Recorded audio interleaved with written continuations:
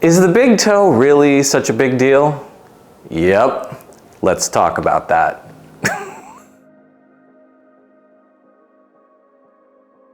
So, I told you at the beginning, the big toe is a big deal. The more and more I work with clients and the more I experience this problem in my own body, the more convinced I am that mobilizing the big toe is going to be really helpful for your low back pain clients.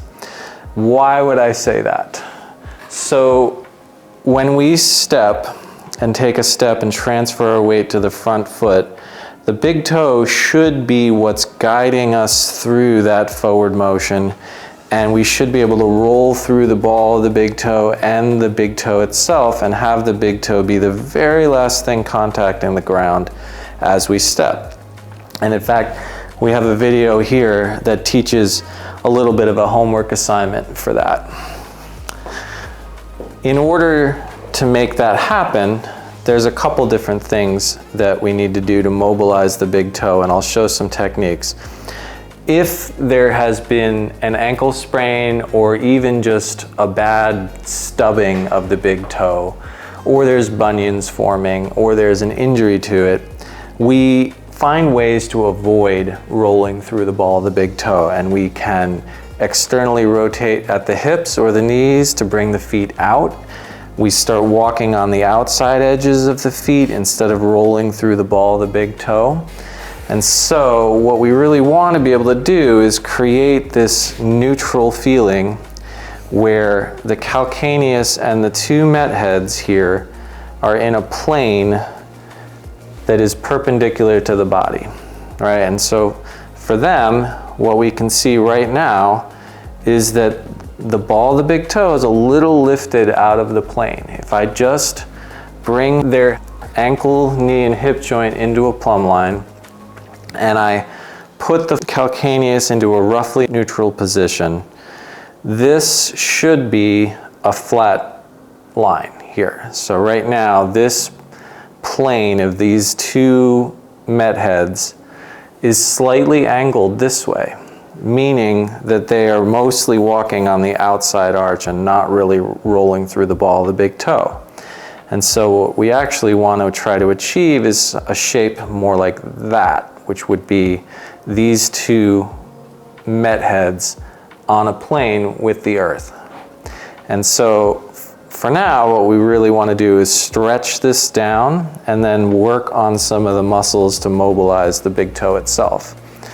So the very first thing we're going to do is a myofascial release for the big toe extensor, or extensor hallucis. Hallucis is Latin for big toe. And what we can do is first just stretch it.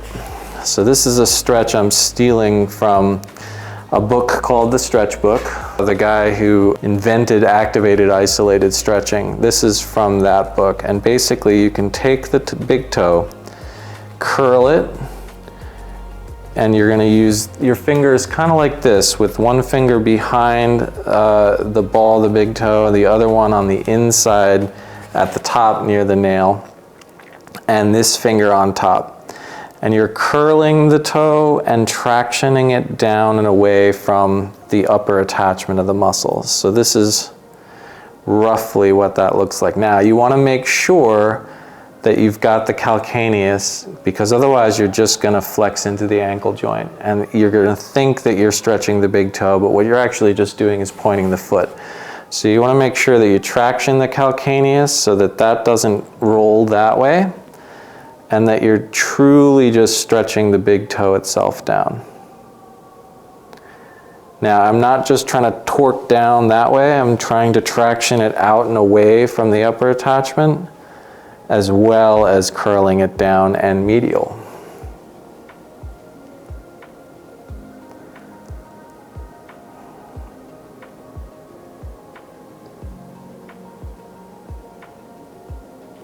Do both sides.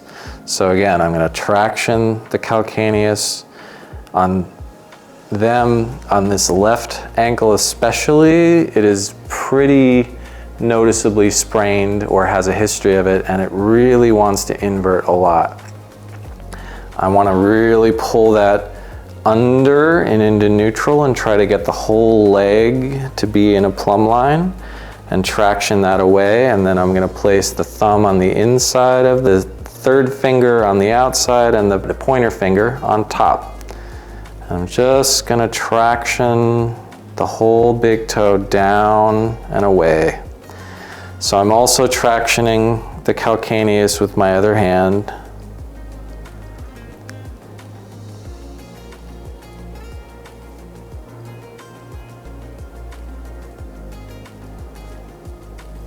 Great. So that is a great stretch for the big toe. Now let's actually get into myofascial release on the muscles themselves. So the first one we'll work on is abductor hallucis, which is this big muscle right here that comes and attaches to this and basically is responsible for pulling the toe medially. And you want to start right in the meat of the arch with a thumb. You could use an elbow here too. There we go.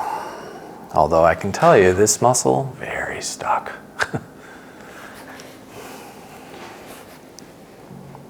Okay, so first I just want to know that I'm in the muscle itself, right? And so you're going to feel a muscle right here, and if I get into the belly of it and put a little pressure, notice that the toe actually comes a little bit medially and down.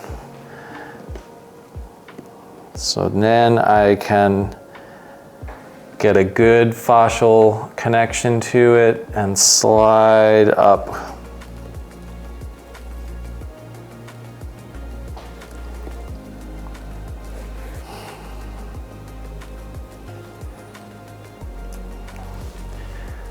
Yeah, you've not had work like this, have you? This muscle feels like it's been stuck a long time. So let's say that you have a client like this that you really can't get good fascial connection. You can still do a little bit of cross fiber all through the muscle, just kind of working your way up, seeing if you can warm it up a little bit. Wow.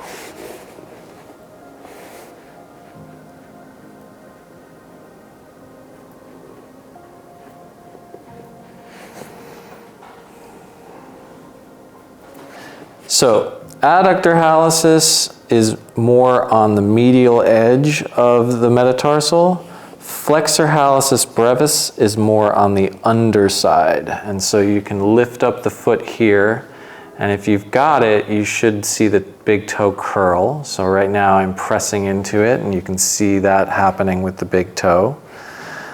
And this one as well can get quite zingy. So I'm gonna come, this looks just like I'm doing the other one, but the other one was more side, this is more underneath. And so I can come up through here and maybe have to lift through here to get it. And I am just not getting good fascial release. Bad client, bad client. No, you're fine. Go ahead and lift your big toe. Good, let it go. And lift and let go, and lift and let go, lift and let go, lift, let go. Nice. All right, let's try that on this side. Lift, let go, lift. Aha, let go, lift, let go. That's quite stuck. I would say it's about a 9. Lift, let go, lift, let go, lift, let go. Good, okay. So we've got adductor hallucis, flexor hallucis brevis underneath that curls the toe. And then we got adductor hallucis, which comes up underneath in the middle and basically reaches across. So in this one, it's pretty hard to get on the muscle belly itself. The plantar fascia is gonna be on top of it and in the way.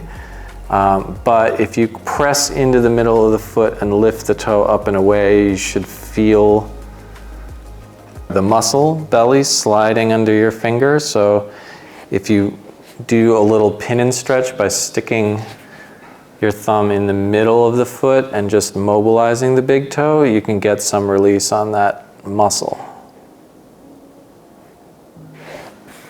So we do that on both sides. So we're basically pressing into the belly of the muscle and pinning and stretching it by moving the big toe itself. Okay. How did that feel? Up there. Up there, yeah.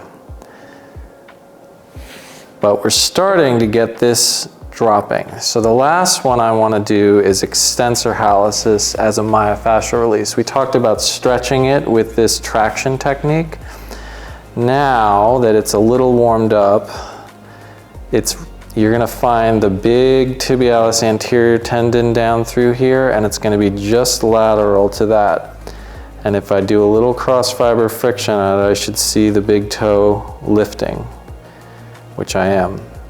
So now that I know I'm on the right tendon, I can first just fascially work up it, and that could feel like 6, 7, 8 for a lot of people. And then I can traction away, again trying to pull the ball of the big toe down and away from the upper attachment of the muscle. How was that? Much better compared to, or much less intense compared to the foot. And last but not least, you can also traction the whole foot here. What often happens with extensor hallucis is it gets fascially stuck to tibialis anterior. And so you go to flex your ankle and the big toe lifts as well. And we want the ability to be able to flex the ankle without having to lift the big toe, which gets lost in a lot of your clients.